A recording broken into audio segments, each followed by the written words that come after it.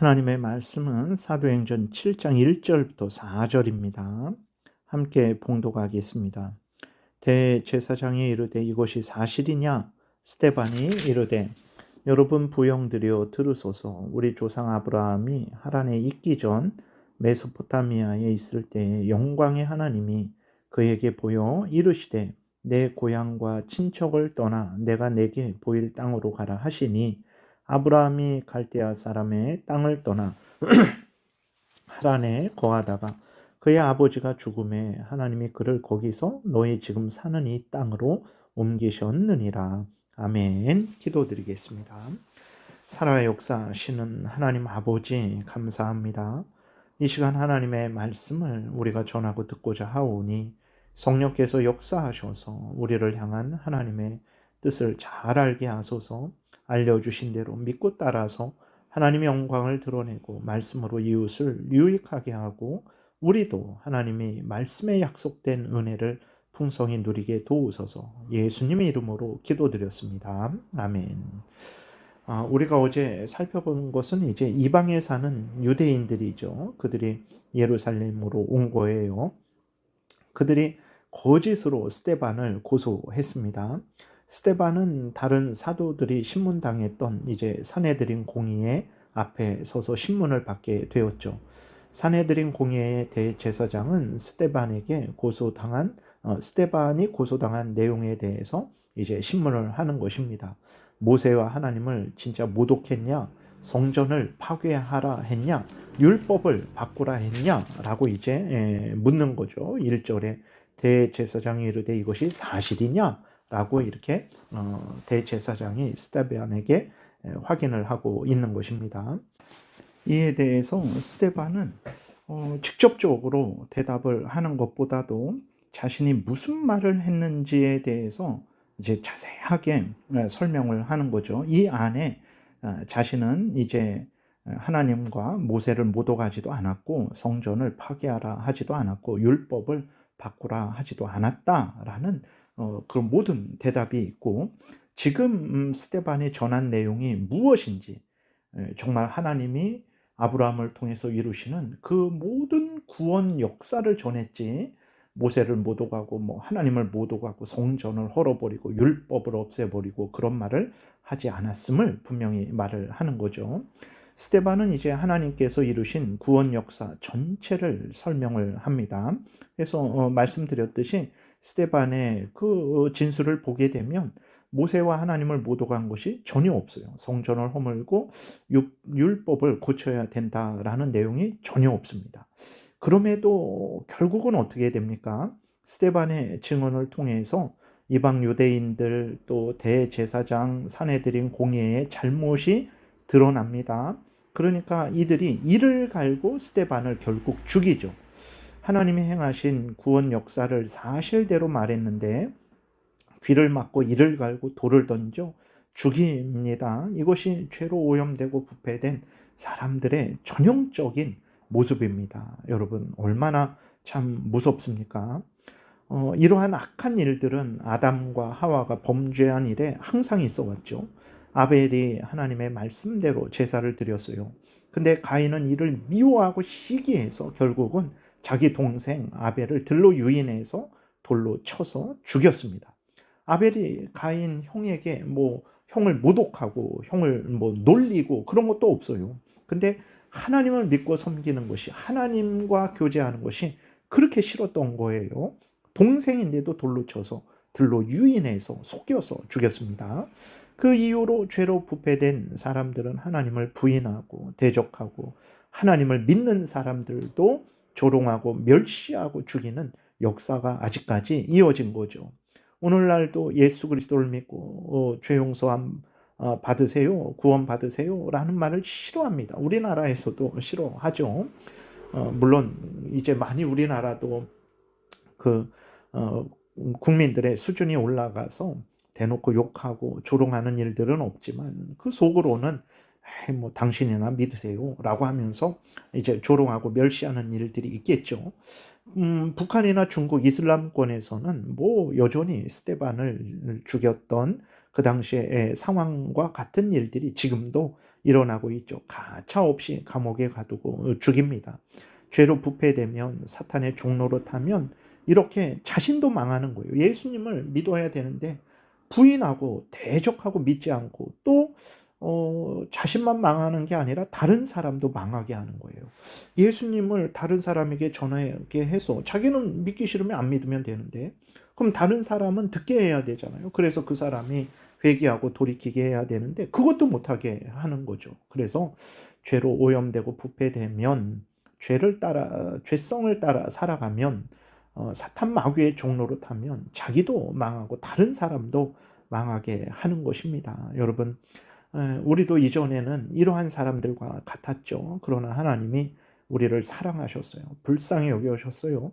창세 전부터 우리를 택하시고 구원하실 계획을 예정을 하시고 때가 되어서 우리를 구원하신 거죠. 이 오늘 본문에 나오는 대제사장들, 이방 유대인들, 사내들인 공의회, 우리도 똑같은 사람이었는데 하나님의 은혜로 구원을 받은 것입니다. 얼마나 감사합니까? 이 은혜를 그들에게 다시 우리는 전해야 되는 거죠. 그것이 우리를 향한 하나님의 뜻이죠. 그래야 나도 살고 이웃도 유익하게 하고 또 하나님의 영광이 드러나게 되는 것입니다. 우리가 그리스도인으로서 그리스도 예수를 열심으로 전해야 되겠습니다. 2절 3절 보게 되니까 스데반이 이르되 여러분 부형들이여 들으소서. 우리 조상 아브라함이 하란에 있기 전 메소포타미아에 있을 때에 영광의 하나님이 그에게 보여 이르시되 내 고향과 친척을 떠나 내가 내게 보일 땅으로 가라 하시니 그랬어요. 메소포타미아는 지금의 이라크 지역을 말해요. 아주 넓은 지역을 메소포타미아라고 합니다. 그래서 메소포타미아는 이라크 지역 전체 지역을 말하고, 근데 성경에 보게 되면 아브라함이 갈대아 우르에 살았다 그러죠. 메소포타미아 지역은 큰 지역이고 갈대아는 그 메소포타미아의 남부 지역, 우르는 그 남부 지역의 도시를 말을 하는 거예요. 그러니까 예를 들어서 메소포타미아는 뭐 대한민국, 그 다음에 그 갈대아는 뭐 호남, 영남 그 밑에 지방, 그리고 우루는 뭐 광주라든지 아니면 뭐 부산이라든지 그러한 도시를 그렇게 하는 것입니다. 그래서 아브라함의 고향은 메소포타미아라 하기도 하고 갈대아 우르라고 하기도 합니다. 다 같은 지역이에요. 아브라함이 갈대아 우르에서 살 때 하나님도 섬겼지만 우상도 섬기고 있었어요. 여호수아 24장 2절에서 여호수아가 백성들에게 고별 설교하죠. 그때 아브라함에 대해서 말을 하는데 이렇게 말해요. 아브라함의 아버지 데라가 갈대아 우르 지역에 살 때 다른 신을 섬겼다. 그러니까 아브라함도 아버지 데라와 살았죠. 오늘 본문에서도 보게 되면 아버지 데라와 함께 그 갈대아 우르에서 나와서 하란으로 가잖아요. 그러니까 아브라함도 아버지 데라 우상을 섬기는 아버지 데라와 함께 살았으니까 아브라함도 이제 하나님만 섬기는 것이 아니고 우상도 섬기는 그러한 참 잘못된 그러한 삶을 살아가고 있었던 것을 우리가 알 수 있습니다. 이러한 아브라함에게 하나님이 나타나신 거예요. 아브라함이 잘나서 잘해서 잘할 것 같으니까 나타나신 것 아닙니다. 아브라함이 먼저 요구한 것도 아닙니다. 하나님이 하나님의 뜻대로 하나님의 은혜로 하나님이 먼저 아브라함에게 나타나신 거예요. 오늘 앞에서도 말씀드렸지만 오늘 우리도 마찬가지죠. 우리가 예수님을 믿고 하나님을 섬기잖아요. 근데 우리가 뭐 잘나서 잘해서 잘할 것 같으니까 하나님이 우리를 구원하신 것입니까? 아니에요. 다 아브라함같이 우상을 섬기던 자들이었죠. 그런데 하나님이 은혜로 우리를 사랑하셨어요. 하나님의 뜻대로 우리를 택하셨어요. 그래서 우리를 구원하신 것입니다. 그래서 우리의 구원은 전적인 하나님의 은혜라는 것을 항상 잊지 말아야 됩니다. 이렇게 구원받은 자로서 살아가는 것도 역시 하나님이 계속해서 은혜를 주셔서임을 잊지 말고 은혜 주시는 하나님께 감사하고 은혜 주시는 하나님이니 하나님을 더 가까이에서 더 풍성한 은혜를 받아서 우리가 하나님의 자녀로서 열심히 살아가야 되겠습니다. 아브라함이 이제 하나님이 아브라함에게 나타나셨죠. 그래서 아브라함이 하나님의 말씀을 따릅니다. 그래서 이제 하나님이 지시하는 땅으로 이렇게 가게 되는 거죠. 아브라함은 하나님의 명령을 따라 메소포타미아를 떠나는데 가나안까지 가지 않고 하란이라는 도시에 잠시 머물러요. 왜 머물렀는지는 정확히 성경이 말하고 있지 않은데 아버지 데라가 그 하란에서 죽죠. 그러니까 아마 가나안 땅으로 오는 중에 아버지 데라가 이제 나이도 많고 그러니까 긴 여행길에 어떤 몸이 노쇠하고 또 병이 들었는지 잠시 하란 땅에 머물죠. 그곳에서 이제 아버지 데라가 죽습니다.